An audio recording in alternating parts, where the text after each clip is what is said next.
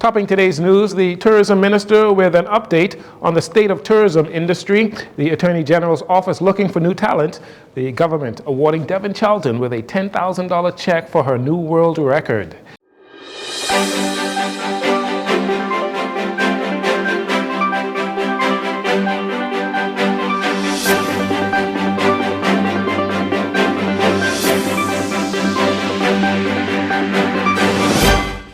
Good evening, Bahamas. I'm Jarino Saunders. This is your JCN Evening News, and it is a pleasure to have you join us. In light of all of the negative local and international media coverage surrounding the ongoing crime wave and its potential to have a negative impact on the Bahamas' #1 industry, tourism, the minister responsible, Chester Cooper, sought to update the country on what the government is doing to offset any negative stigma that may linger. He says so far the impact on tourism has been minimal. So I am pleased to report that what we are learning now is that despite some negative impacts, which we take seriously and must address, our tourism brand continues to be robust and resilient. While there were two separate, very significant spikes of negative press and social media following the State Department's news and then the assault allegations, both press coverage and social media engagements fell quickly after each spike. By February 7th, overall coverage had returned nearly to pre-advisory levels. Minister Cooper was making a communication in the House of Assembly this morning. He went on to note that some of the negative press the Bahamas received recently from international media houses may have been unintentionally intensified by challenges with crime in other Caribbean countries. One interesting data finding is that the coverage and discussion of the advisory in the Bahamas was in many instances intertwined with coverage of the U.S. travel warning about Jamaica. The level of engagement online through news outlets globally for Jamaica surpassed that of the Bahamas by 43%. As I said earlier, most tourist destinations carry at least a level 2 USA advisory, as we do, which indicates that the US government advises visitors take precautions. But Jamaica is a level 3, which means that the U.S. State Department advises its citizens to reconsider travel to that destination. We are aware that heightened concerns about a regional neighbor can affect perceptions about safety throughout the region. And that is why we have spent a lot of time seeking to educate international partners, media, and travel audiences, emphasizing that we are a distinct archipelago of 700 islands within the broader Caribbean region. Minister Cooper ended his communication by noting that Bahamian citizens and residents have the answer to preventing this type of negative impact on the country and subsequently the tourism industry. And I want to be clear that we will make the work of the Ministry of Tourism exceedingly easier by breaking this wave of crime. This is a community problem. The police needs everyone's help, and I call on all Bahamians to do our part. Minister Cooper again underscored the production in negative press over the past few days and pointed out the importance to make concerted efforts to amplify positive narratives and counter misconceptions about the Bahamas. Sometimes in politics you bite an apple because it just seems too sweet to resist. You know, it's a political tidbit that you know you shouldn't touch. Well, if you do, just be prepared to own that decision a few months or a few years later, especially in the era of social media.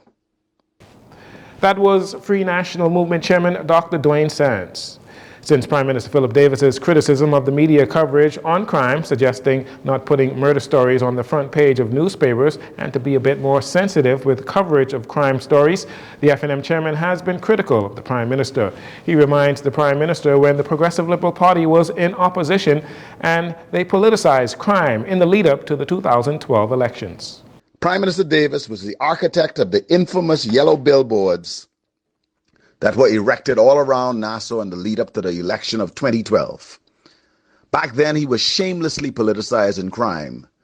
And he even gave an interview defending the billboards, and he said emphatically that they were about revealing the truth. You see, back then he was campaigning. And the PLP won the 2012 election, but sadly the next 5 years saw an even more bloody Bahamas, including the worst year for murders in our history. Well, move forward is now 2024, and we have just gone through one of the worst periods with murder in our history. Dr. Sands goes on to criticize the Prime Minister for not sticking to the same principle of truth which he called for in 2012 when billboards highlighting the country's murder count were erected at the Saunders Beach roundabout. Now remember, back then he said that we ought not hide the truth. But now that he is in charge, now that he is the Prime Minister, he has asked the press not to report on the stories in the same way that they've been doing. His response now about the billboards, about the yellow billboards, and you can't make this up. Oh, that was in the past. Yes, that was in the past. Mr. Prime Minister, you could have done the honorable thing and admitted that you made a mistake. You could have admitted that you took advantage of a challenging situation for your own political benefit. But no, your response, that was the past. You have demonstrated that you and your cabinet are duplicitous. I mean, for real? Try and walk this one back. You cannot be serious. In the meantime, FNM leader Michael Pintard has described the Prime Minister as a dictator because of his attempt to muzzle the media. He says the Prime Minister's billboard stunt is back to haunt him. Although they did not agree on who is serious and who is not serious in the fight against crime, both the Attorney General, Senator Ryan Pinder, and Opposition Senator Darren Henfield agreed that there needs to be an increase in the number of prosecutors in the Attorney General's office to assist with the caseloads that are expected to increase once the amendments to the Bail Act are passed and enforced. And I heard the Attorney General this morning, and that was good. In between some of the good, sensible things he said that he's now making life better for people who want to serve the government, serve the public. By coming to the Attorney General as junior, as lawyers and work as public defendants, he's given them insurance. He's given them an increase in pay. And the only thing I didn't hear him say, and I want him to include that, is give them some security. Because if you're dealing with violent, dangerous criminals, gangsters, right? Give them security. I know one time ago you send them to the range and all, right? Arm them personally, train them with the weapons, and let them be able to defend themselves and protect their families, because they operate at great risks. What would we dealing with today? AG Pinder shared plans to recruit new prosecutors to help manage the growing caseloads that continue to be an obstacle in the fight against crime. We again are initiating an aggressive recruiting exercise for prosecutors, Madam President. And I invite my colleague to return to the Office of the Attorney General to assist. We anticipate releasing our solicitation and advertisement by the end of this week. And we will circulate it not only within the Bahamas, but we will circulate it regionally. Last time we advertised solely within the Bahamas, we received some qualified candidates, but we didn't receive enough of them.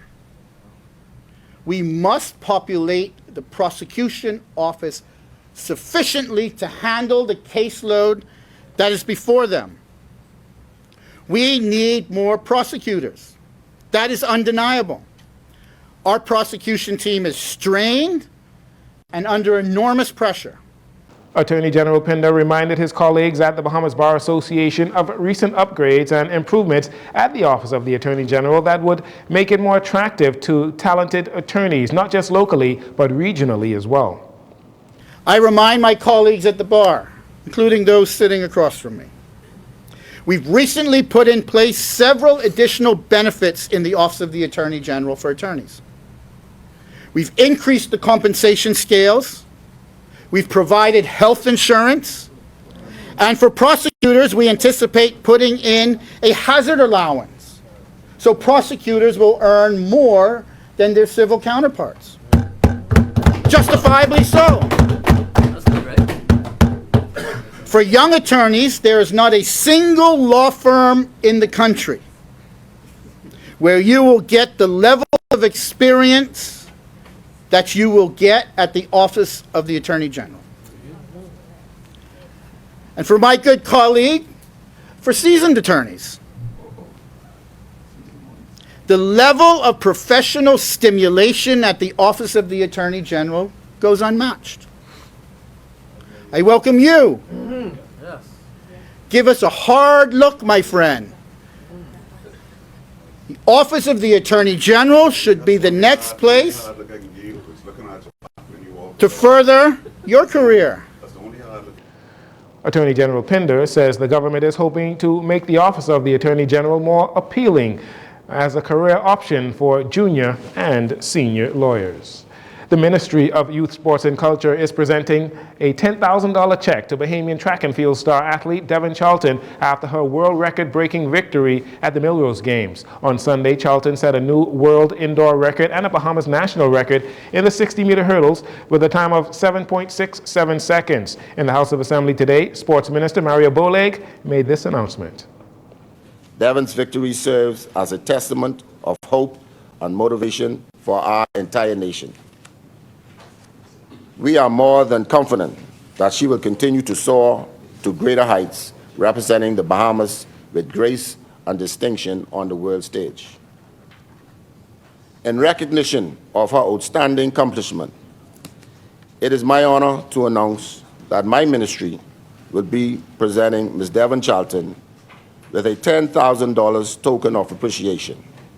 This is just a small gesture compared to the magnitude of her achievement, but it symbolizes our unwavering support and admiration for her remarkable talent and dedication. Minister Boleg commended Charlton for her contribution to sports, thanking her on behalf of Bahamians everywhere. Mr. Speaker, Devon's remarkable victory is a showing of her dedication and resilience. With her recent achievements, she has set a new standard of excellence and demonstrated to the world the limitless potential of Bahamian athletes.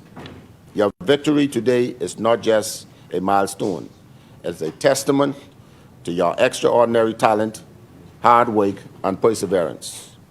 On behalf of the entire nation, I extend my heartfelt congratulations to you. May your success inspire generations to come, and may you continue to make us proud as you embark on your journey to the Olympics Games and beyond. Go forth with confidence, Devon, knowing that the entire Bahamas stands behind you every step of the way. Devon Charlton, the daughter of David and Laura Charlton, will now focus on the World Athletics Indoor Championships in Glasgow next month, followed by the 2024 Summer Olympic Games in Paris, France. And finally, in this segment, today, the Criminal Investigations Department of the Royal Bahamas Police Force presented 26-year-old wanted suspect Kieron Butler to be formally charged with the country's 16th murder that occurred on Saturday, January 6 in the Nassau Village area, claiming the life of 16-year-old Davini Gray, who was inside her home. It has been one of the more memorable shooting incidents so far this year. Butler appeared in the magistrate's court today before Magistrate Algernon Allen Jr., where police prosecutors say Butler shot and killed Gray when he shot through a window of her Spruce Street home in Nassau Village, targeting Gamaliel Gray, who was wanted in connection with an earlier murder in South Beach. Gray, who was hiding out at the Nassau Village home, has since been arrested. Meanwhile, Butler, who was captured in the Barry Islands last month, was denied bail. He did not have to enter a plea and will return to court on May 14th to receive a voluntary bill of indictment. We'll take a break here, and we'll be right back after these commercials.